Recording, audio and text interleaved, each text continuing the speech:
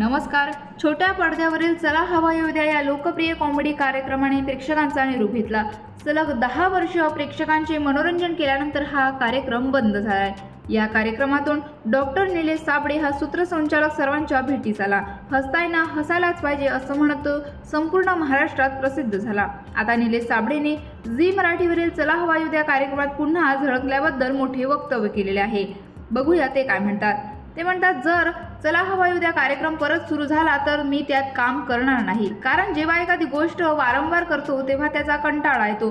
म्हणजे जर बाहुबली चित्रपटाचा पहिला पार्ट आला तर प्रेक्षक त्यावर प्रेम करतील, दुसऱ्यावर करतील, पण तिसऱ्या भागाला कदाचित प्रेक्षक कंटाळून जातील. त्यामुळे पुन्हा पुन्हा त्याच भूमिकेत दिसलो तर प्रेक्षकही कंटाळतील. त्यामुळे मी पुन्हा चला हवा येऊ द्या आता कधीच करणार नाही. चला हवा येऊ द्या या कार्यक्रमाबद्दल आम्हाला चॅनलकडून सांगण्यात आलं होतं की जानेवारीमध्ये कार्यक्रम बंद करून तो ऑगस्टमध्ये पुन्हा सुरू करायचा, पण आता तो काही सुरू होणार की नाही याबद्दल मला कोणतीही कल्पना नाही, असेही निलेश साबळे यांनी म्हटलेले आहे. तसेच आता निलेश साबळे हसताय ना, हसायलाच पाहिजे या कलर्स मराठी वाहिनीवरील कार्यक्रमातून प्रेक्षकांच्या भेटीस येत आहेत. या कार्यक्रमातून विनोदाची 3 हुकुमे झळकणार आहेत. या विनोदी कार्यक्रमाचं लेखन, दिग्दर्शन, सूत्रसंचालनाची संपूर्ण धुरा निलेश साबळे यांनी सांभाळली आहे.